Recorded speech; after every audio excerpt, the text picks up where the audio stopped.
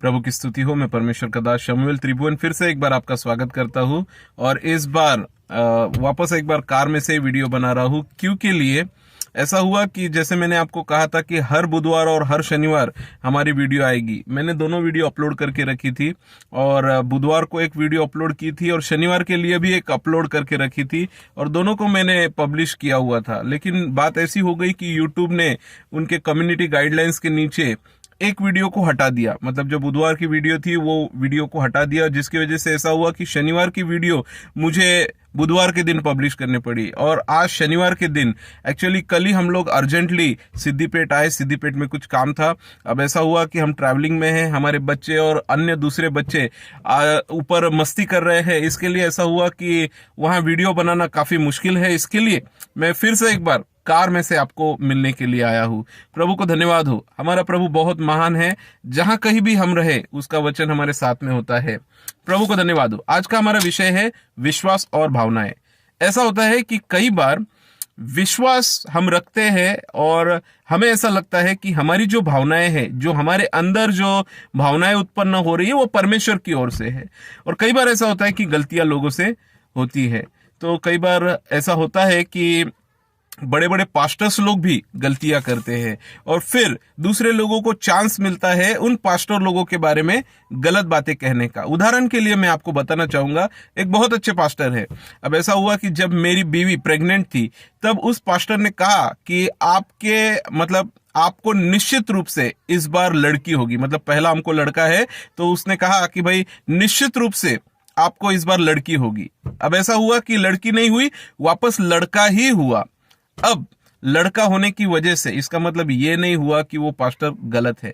Actually उस pastor ने भावनाओं में बह के, उनको ऐसा लगा कि ये परमेश्वर ने उनको बताया है और उन्होंने वो चीज हमको बताई। तो कई बार ऐसी गलतियां होती है। मैं ये नहीं कहता कि सिर्फ विश्वासियों से गलती होती है, विश्वासियों के साथ साथ विश्वासियों को चलाने वाले बहुत सारे पास्टर्स हैं, उनसे भी गलतियां होती है, मुझसे भी गलतियां होती है।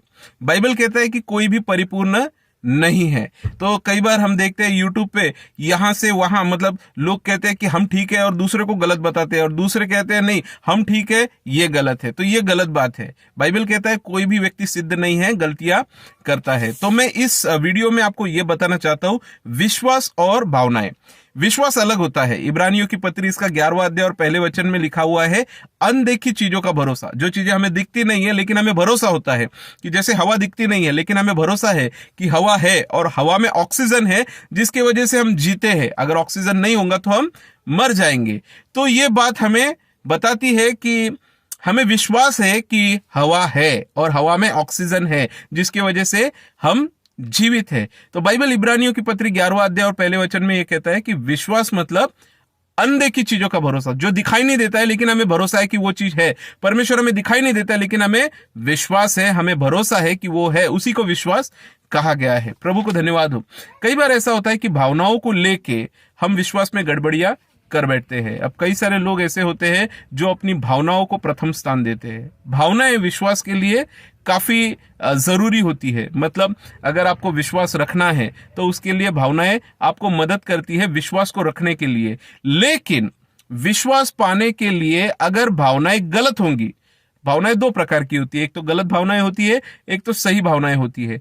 अगर मैं मेरे मन में भावना निर्माण करूं कि ये चीज है और उस चीज के बारे में मैं कोई आपको बिना शास्त्र आधार के आपको वो चीज बता दूं, अब ऐसा हो कि वो शास्त्र आधार के ऊपर नहीं है, तो ऐसा हो जाएगा कि मेरी भावनाएं, मेरी गलत भावनाएं आपको शास्त्र से दूर लेके जाएगी, वचन से आपको दूर लेके जाएगी। विश्वास वो होता है जो आपको सच्चाई में लेके जाता है, आपको बताएगा कि क्या सच्चाई है और वो परमेश्वर के वचन के साथ में मेल खाएगी। तो अवश्य है कि हम उन चीजों को समझ पाए।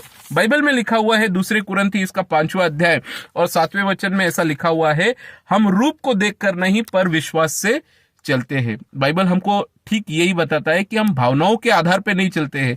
भावनाएं हमको विश्वास में बढ़ने के लिए आवश्यक है, लेकिन वो भावनाएं सही है गलत है इस चीज को हमें परखना जरूरी है। और इसीलिए पौलुस कहता है, कुरिन्थियों को लिखता है कि हम रूप को देखकर नहीं बल्कि हम विश्वास से चलते हैं। और विश्वास कहां से होता है? बाइबल में लिखा है वचन को सुनने से। जब हम वचन को सुनते हैं, वचन के अनुसार चलते हैं, तो वहां विश्वास निर्माण होता है। और बाइबल यह भी कहता है कि बिना क्रियाओं के विश्वास मरा हुआ है। तो मेरा कहना यही है कि भावनाएं अलग है, विश्वास अलग है। विश्वास आपकी सही भावनाओं के साथ में हो तो वो मजबूत होता है, और परमेश्वर के वचन के अनुसार अगर वो हो तो वो पूरा होता है, उसको क्रियाएं होती है, वो आशीषित होता है। लेकिन अगर आपकी गलत भावनाओं के साथ, अगर वो शास्त्र के आधार पे नहीं है और अगर आप उसको विश्वास में डालते हैं, तो गड़बड़ियां हो सकती है। बाइबल आपको ठीक यही बताता है। इफिसियों की पत्री इसका 5वां अध्याय और 15वें वचन में ऐसा लिखा हुआ है, इसलिए ध्यान से देखो कि कैसी चाल चलते हो, निर्बुद्धियों के समान नहीं पर बुद्धिमानों के समान चलो।